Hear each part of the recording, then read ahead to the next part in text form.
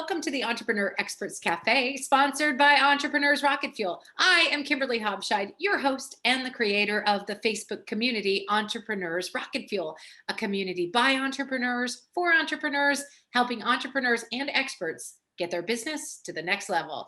Come join the community at www.entrepreneursrocketfuel.com/Facebook and join the conversation. Today, I'm going to interview one of my dear friends, Jessica Koch. Jessica is a sales and marketing expert. Jessica, welcome to the program. Hi, thanks for having me. Super good to have you here. Jessica and I always have fun together. So this was a super fun episode. So tell us a little bit about how you became a sales and marketing expert. Well, actually, I didn't realize it, but I was in pre-training. I was the youngest person ever hired at a resort and conference center on the water, hotel and, events place. And I was hired at the front desk. I got to see, they went from old-fashioned index cards in the bucket is what they called it, to and check people in, to the software developers came in and trained us how to use the CRM and reservation global system. And I was taken under the wing by the sales manager at this location. And so I got to learn a lot about booking the corporations and the weddings and, all the things. It was a lot of fun and it was very interesting. I was just a junior in high school. And then I eventually ended back at that space and I went away and did some other things, but wanted to apply for a sales position in the hotel and got turned down, and I was kind of crushed. And for me, I'm a high achiever, so I started combing the newspapers because I thought, well, you know what, I think I can do this. I didn't know why I knew it was in me, but I knew I could do this. And there was an ad for radio advertising sales. So in my mid-20s, I applied and I convinced these people. I had no sales experience, but I was going to do this. And I did it quite well. And that was the beginning of the birth of my sales, some radio sales advertising. So, and I was actually even on the radio and developed some of the commercials for my clients and things like that. So I do have a very good radio voice. I love it. All right. So tell us, when clients come to you, like, where are they in their journey? And you primarily serve entrepreneurs. Is that right? Well, that's fascinating. So because over the course of my year, I went to work for, I did big corporate high level business development. So I did government sales and Fortune 1000. I dealt with power companies and county government executives and superintendents of public schools and CFOs of universities. And I just spoke all over the country. So it's really grounded into the corporate world, but growing sales and business for other people. And then it's just been in the last 3 or 4 years that I have started a firm of my own. So I'm 47 and fabulous. It took me a long time to think that, okay, I could run a business. I just didn't have the desire to do the business part. I loved the high. There was literally this high of landing the big contract and closing the sale, and the whole process from soup to nuts is like candy to me. From the research to the referral and the nurturing of the customer relationship, I love every bit of it.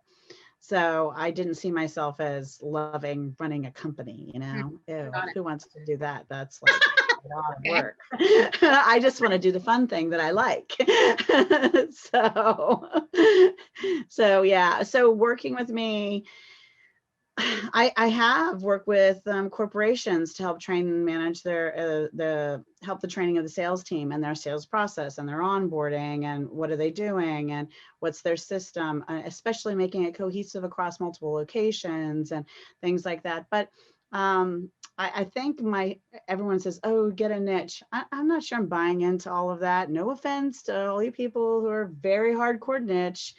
But for me personally, if I had to describe one, it's probably the speakers, coaches, authors, only because I can relate to them so well. I know how to, like you, get them on podcasts, get them on speaking stages, make sure that they're doing all the things they need to do in their sales process, make sure they have all their ducks in a row. I know what their social media plan should look like. I know what they should be doing and how they can do it, and I relate to that really well. And I just have so many contacts for that. I think in the matter of the first 6 weeks I met you, I introduced you to over 100 100, different speakers because you said, hey, I want to talk to speakers. So I hone into that, and I'm so well connected that I'm just able to connect people. And that kind of a category of a person needs that, and that helps them. And so I think if I had to say, who is my person, those are my people. So I identify as a joint venture master connector because I love connecting people like you described. You also fall into that same category. Tell us how that relates to sales and marketing, because I know that everybody says, oh, sales is about relationships, but really sales is about relationships, right? Well, yeah. And I have people say to me all the time, oh my gosh, you do that LinkedIn training? I'm like, yes, I teach, I have courses on LinkedIn. People keep spamming me there. I get this 5-paragraph thing in my inbox. I don't know. I'm getting turned off by LinkedIn. I'm like, really? You're getting turned off by people knocking on your door and raising your hand and begging you practically for an appointment on your calendar? What do you think the odds are, the percentages are that person's going to give you a meeting? And then everyone's whining, I can't get enough appointments or clients. You have to talk to a certain number of people a day. You got to fill your calendar up. You're having trouble doing that. People are poking you and raising their hand. Maybe they're not doing it with the proper etiquette. I'm not saying, yes, be super salesy. That's the way to go. That is not the message here. But LinkedIn is like a global chamber of commerce. And if you're in a real in-person setting, I know back in the day, people have to learn how to engage and communicate and be people again. But if we were at a chamber of commerce after hours networking thing, I'd say, hi, Kimberly, I'm Jessica. What do you do? And you'd give me your 5-paragraph spiel. And then you'd say, oh, well, what do you do, Jessica? And then I'd give you mine. We'd change cards, and maybe we would be referral partners for one another, clients for each other, or maybe we both had an interest in something in common in the community or a cause or something like that. So this is what you're trying to find out on every single getting to know you call. So if you looked at that person who poked you first, and maybe they didn't do it as well as they should have, but look at their profile. Are they potentially a referral partner for you? Is their audience and their customers potentially your customers? Are they potentially a customer? Does this look like a good use of your time? Where have they gone to school? Who do they know? And then decide to respond with, you know what, I'd love to take a hold of the reins, take control of the conversation, and say, I would love to have a brief getting to know you call, learn a little bit about what you do, you learn a little bit about what I do, and we can see if there's some way we can't work together or help each other out. You don't have to run away and hide and be scared because they might sell you something. You have this ability in your vocal cords to say, no, thank you, I don't need that right now. I mean, I just don't understand what the fear is. I love it. So tell us more, like, what do you need to do instead? Well, really, instead, that's what we should be doing. We should be looking for, if, for example, even if I were to tell you to go reach out and try to work with Best Buy. Best Buy is now kick-ass, got a woman CEO. Go women power. Not that there's anything wrong with the men, but I just love to see a woman in the highest seat of power. Just saying. And say you decided that you wanted to work with their leadership team and give them some speaking skills and abilities, which they totally could use from you. Well, you would go and look at not just her LinkedIn profile, but the company's mission and vision and what causes they care about and what their objectives are. You would follow the press releases of what's going on with them and what they're trying to change or what they're trying to improve or what they're trying to do. And then you would craft a message via LinkedIn, phone, and email that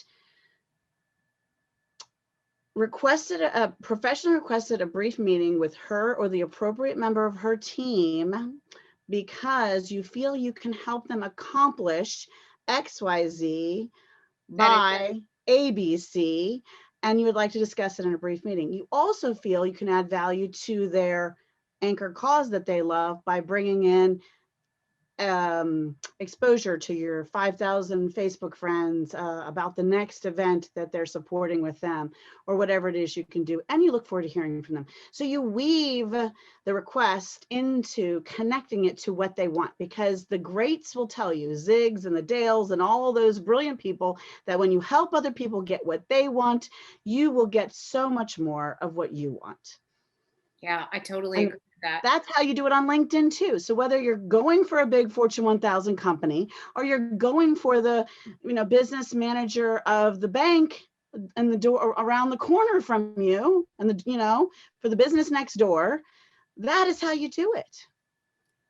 So what are people doing instead? Sending out generic emails and not stuff that looks like they did any research? Is that Right. what? I think research is so untrained right now. Everyone thinks if I spam you with enough video content and training, and if I have enough posts out there, and if I have enough, you're just going to come running into my office and throw money into my bank account. And that is not how it's happening. Got that. They're forgetting to learn how to research and properly present and alter the presentation to the person in front of them and ask for the sale. I just did a talk today on 21 closing techniques.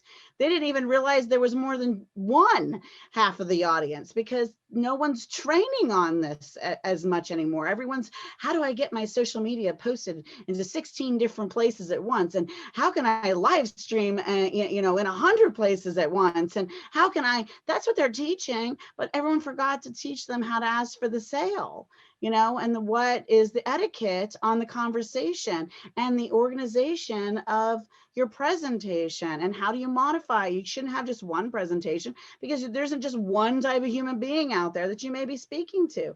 There's all these things that, do you hear that being talked about on Facebook a lot? No. How do I get more subscribers? Can I get more views? I need 1 million Instagram followers. I had someone call me and say that. I was like, you know what? I have 3 great referral companies I can send you to that'll probably blow up your Instagram with followers. And I wish you well, because I would rather get you 500 paying clients than 5,000 raving fans. Fans are nice, but they don't keep the lights on. Good point. That's an excellent point. And the little bit that you need to do with the customers that really count, and then scaling that, you really figure out who you can serve in a really powerful way. And it may be sort of all across different niches. Like you said at the very beginning, there may be multiple niches, but you're really finding your target client because they're responding to your personal interaction. And I think that really speaks volumes. So many salespeople these days are, well, not these days, but for years have been like, it's a numbers game, right? And in some ways it is. And I respect that methodology. Like, don't get turned down. Don't be depleted that you're turned down. But at the same time, it's not really just a numbers game. It's not let's throw spaghetti at a wall and see what sticks. It's more, well, like you're describing, a relationship build where you did some research, found out about them, care about them, and then deliver value to them personally. Yes, and honing your skills. So if you're just running a numbers game, you'll wear yourself out and you'll burn through a ton of your potential customers, but you need to up level your skills so that you're tightening that close rate, because that means you haven't altered your message. You aren't really listening. One of the things I taught in a prospecting class not long ago was when you know 60 things, if I know 60 things about Kimberly is more likely to buy from me. So do you know 60 things about your person, that you're trying to do interaction with, and you're expecting them to put money in your bank account? You have to take the time to invest in them in order for the money to come back. It's money in investment is an energy. Whether it's in research or dollars, it moves in a circle, or that, affinity shaped thingy that's an 8 on its side, whatever you want to call it, but it moves like that with energy, right? So when I'm putting in genuine care, interest, research, and really matching myself to someone who I believe can benefit from me, then that energy comes back to an investment into my bank account, as it should, right? And so that, I believe, is how it should be working. Fantastic. All right. Well, we are at time, but before we let you go, how can people get a hold of you if they want to work with you directly? My website is my name. It's jessicalkoch.com. So www.jessica and the letter L, Koch, KOCH.com. So that's Jessica, JESSICA, L like Linda, Koch, Mhm. Koch.com. All Mhm. right. So nice to have you here today. I always enjoy our conversations. You've got so much to share that's of such value. Thank you so much for being here. Before we let you go, any final words for our crew? I would just say now is later sooner, so do it now. Now, That is a quote from Jessica Koch. Yeah. now is later sooner. Sooner. So do it now. I absolutely love that. All right, my friend. Thanks so much for being here. Ladies and gentlemen, that was another episode of Entrepreneurs Experts Cafe. Join us next time. Cheers.